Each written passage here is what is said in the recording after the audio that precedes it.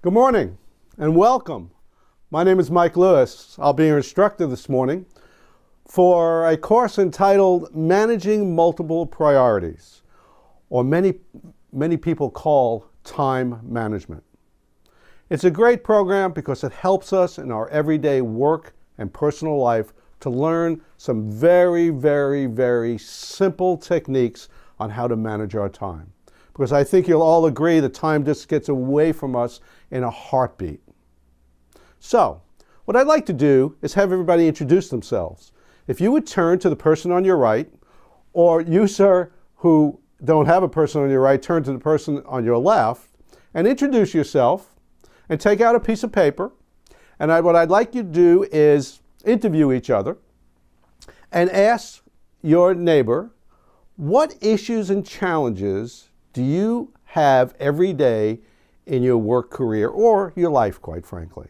And then we'll discuss some of them. These are great.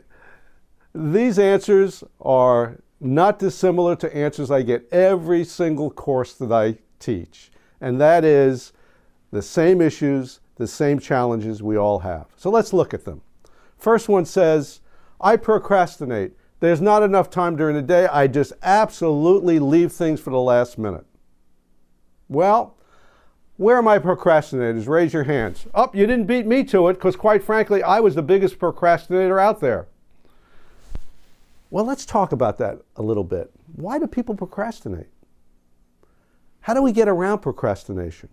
So just hold that thought and we'll discuss it in just a little bit. The second one says, there's just too much to do every day. There's too many tasks. There's too many priorities. There's too many projects, and I can't get it all done. What do I do? Well, we're going to talk about that as well. But let me tell you a little story first. Why I was a procrastinator. I used to leave everything for the last second, including when I was in college. I was one of those test crammers, but it carried over to my work career, and quite frankly, it wasn't doing me any good. Until one day, I picked up a book by a gentleman named Zig Ziglar, who's written a lot on sales training and another book called Goal Setting. And I read that book and he started to make sense. He started talking about goals and how you get around certain issues, how you set goals for yourself. So I'd like to discuss that here today. There is a 5-step simple program called goal setting, the 5 steps of goal setting. It's called the SMART goal setting process. Has anybody ever heard of it? Yeah, sure you have. SMART goal setting, S, M, A, R, and T. So what does S stand for? S stands for being specific. When you set a goal, you have to be specific. So let's take our procrastinators once again and talk about setting a goal to get around procrastination. Well, what I did was I said I was going to not procrastinate in doing my paperwork that I had to do as a salesman. So what did I do? I set a goal to say that I was going to do my call reports, my sales reports, after each sales call rather than waiting for the end of the week. That was my specific goal.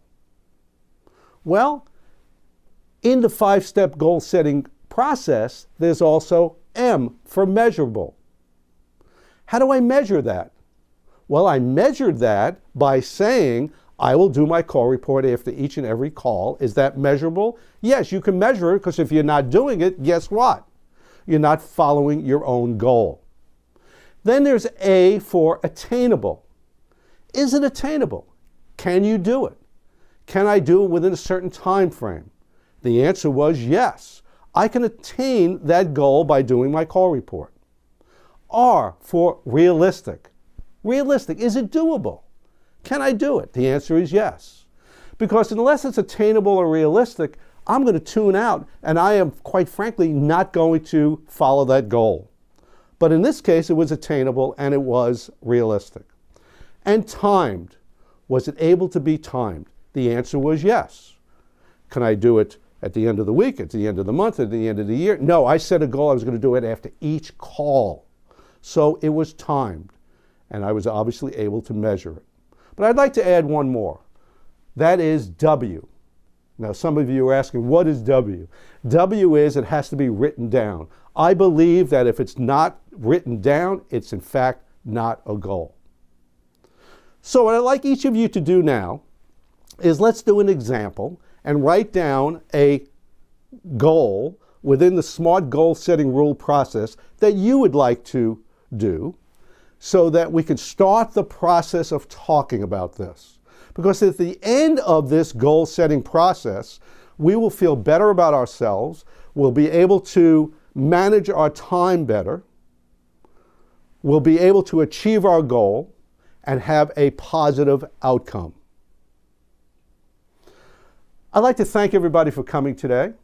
Hopefully we had one point that we picked up that's going to be beneficial to you when you go back to your jobs. But I'd like to point out one other thing. As I told you before, I read this book by Zig Ziglar. And I'd like to show you something.